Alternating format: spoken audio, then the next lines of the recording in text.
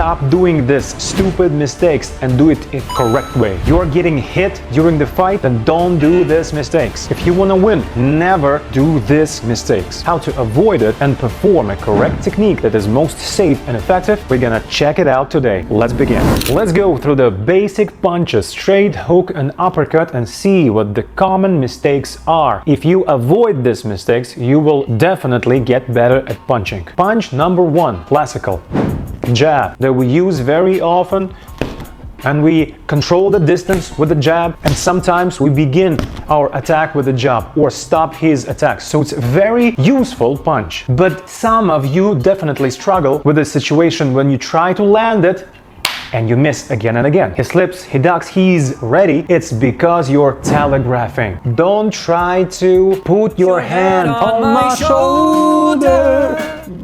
Don't try to put your hand too much behind to gain more power. It's a very bad thing to do because your opponent sees you, how you're trying and loading up for the punch, and you're telegraphing too much. Instead of swinging it back and trying to get more power into it, you should use jab in the right situation. The reason of a jab is not to knock out your opponent. It's a tactical punch that can be used to control the distance or start your attack or stop him if he's attacking you. So don't swing it back, don't telegraph. Try to start it right away. Just extend your arm, and when you did so, when your arm is already flying towards target, then you can add a little bit power to it with your body if it's necessary. But again, it's not the thing of a jab. Thing of a jab is to land, is to make him work. Don't let him be clearly thinking and trying to find your weak spots. Load him up with the jab, and to land it, don't swing back, don't telegraph. Just extend your arm like you're not preparing anything. And of course, use always the basic steps, basic things to perform a correct technique. The other hand is always near your head. You twist a little bit and put inside your hips into it. You hold your chin down and forehead towards him, so your head and your chin is beyond your shoulder. And performing like this without telegraphing, you will definitely get more results in using the jab. You can see it for yourself. You can make an experiment when you throw a fast jab with telegraphing, trying to make it more powerful, and the person a lot often will react to it. And you can throw a very slow punch without telegraphing, just extending your arm in slow motion, and he will not be able to react. We actually now can perform this experiment just with random people. In this part of the video, we went outside to find the random people on the street and run a little experiment. The idea was to test how they would react to two different variations of jab. Of course, we're not actually hitting anyone in the face. Instead, we asked them to hold out hand, and we would tap it with a jab. First, we tried the jab with a telegraph, meaning we moved our bodies, shifting the shoulders, or gave away some sign before throwing the punch. And as you can see, even people with no training experience in boxing or martial arts were able to notice it right away and easily pull their hand back. Then we tested the second version, the jab thrown only with the arm straight forward without any body movement or telegraphing. In this case, people almost never reacted in time because there was nothing for them to pick it up on. So the conclusion is simple. Even untrained person can spot the jab if you telegraph it with your body. That's exactly why you should avoid telegraphing your punches. Punch number two, right straight or right cross. Of course, in every punch there's a lot of variations how you can perform it, but we are going today with the classical, with the middle stuff, with the most important. So, of course, we are loading from the right foot and throwing our body weight into the punch. Of course, holding the other hand up, of course, trying to put a body weight into it and hold our chin down, and all these things that work for every punch are here also working. But very common mistake that almost everybody is doing, it's too much going forward with a punch, like you want to push him with your body. You think you throw straight punch, you have to go straight. No. This is the point which separates beginners from advanced. You don't go forward with your straight punch. Maybe just a little, but not too much. It's just really a bit. For the beginning, you even can try to avoid it at all. And the power comes actually from the twist, from the turn If I'm pushing my right leg from the floor and I'm spinning and pulling my left shoulder back, then the rotation momentum is very powerful, very strong. And this is the source of power for a straight punch. Plus, I don't try to hit him here, where my arm is not extended almost till the end, because I have to go to him very close and he already has opportunity to counter punch me. So that's why I'm interested to punch him as far as I can be. I'm far away from him and I extend my arm almost till the end, and then I can punch him, and with a classical straight punch. So top mistake for the right straight punch: don't lean forward hitting with a bent arm. Try to twist and extend your arm almost till the end. Of course, the second hand is up here, the chin goes down, twisting, all this exists, of course. But that throwing forward is not very good idea. Twist instead, and you will punch a lot better with the right straight.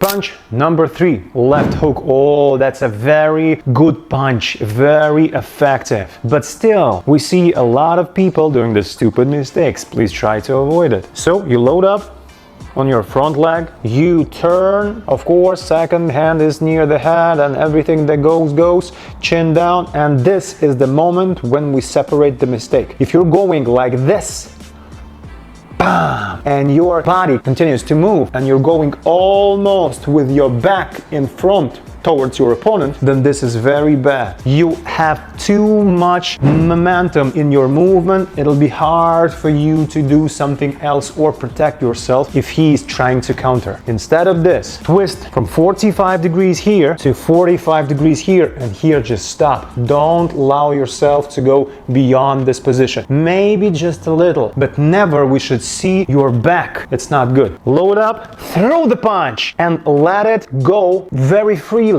Almost relaxed hand, it flies, and only in the end you connect it to the body, to your body with your muscles. Bounce! And you get maximum speed and effective in this punch, and you are pretty safe because you're not twisting too much, and he just has no opportunity to counter it that well. Down, back. Don't go too far. Back, back, back.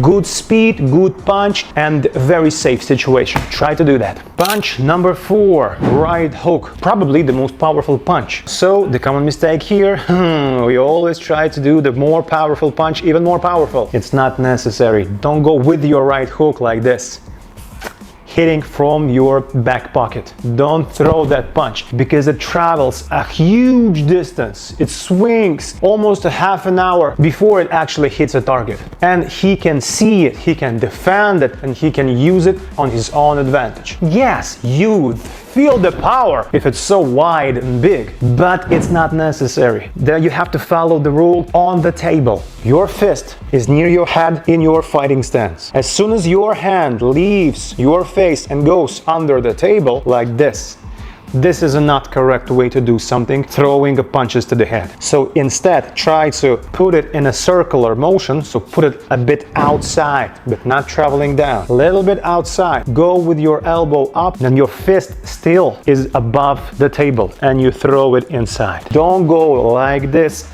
and hit from the back pocket. Bams! That's it. That's already a very powerful punch can be delivered. Pow!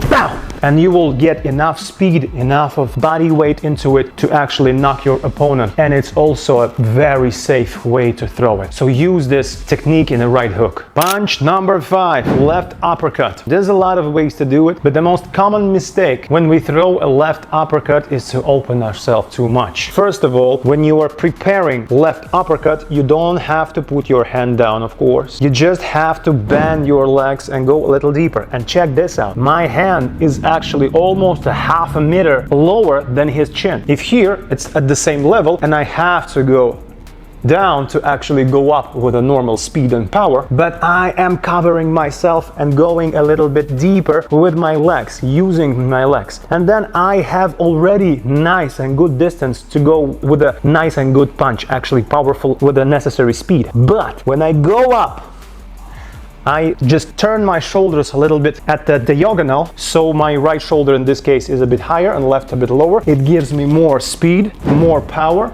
and it's natural and good movement with extending my legs and going up. But this motion almost always wants me to bring my right arm back for the balance, and that's what we have to avoid. We never should do that. Going up, I have to leave my right hand near my head. Don't go outside, don't continue this movement. It's only partial. You start it from point A, you finish it at the point B. You never go somewhere throwing yourself into the space. Just try to stop here. Stop here with your shoulders and your other hand, and don't go too much. Release your hand and allow it to travel almost above the head, through his face. Bah, bah. It'll be very good, powerful punch because we're using our legs and spinning moment, and also very safe if you stop at the point B and remain your other hand near to your head. Use this technique. Punch number 6, right uppercut. Very strange, very hard technique to perform, actually, maybe the most complicated punch that is, because we are going with an upgoing motion upwards, and it's hard for us to twist the body, load up the right shoulder from behind and go with the right shoulder in front and throw a little bit our body weight with the punch without leaning too much to the opposite direction. So now you can see that my hand travels not only up, but up plus going inside. And this inside going motion is very bad, and there's a few things why it's bad. Number one, if your opponent holds guard like this, he has small tunnel between the hands, and you can actually go inside if you're going straight up. If you're going diagonal, it's not gonna happen. You're gonna just miss and slip. It's not gonna go inside very well. Number two, when you train these punches on a heavy back or anything else, pads, if you're going like this, inside, then you're hurting your wrist every time you perform incorrect punch, and it actually can make some injuries, or subconsciously you will not be ready to perform this power punch because you know it hurts a little bit, and still it steals power from your punch. If it's not precise upgoing motion, then it's always losing power. So if you want to perform really good right uppercut, then you have to train it very straight and upgoing without going inside. Bam! Bam! Bam! No going inside during the punch.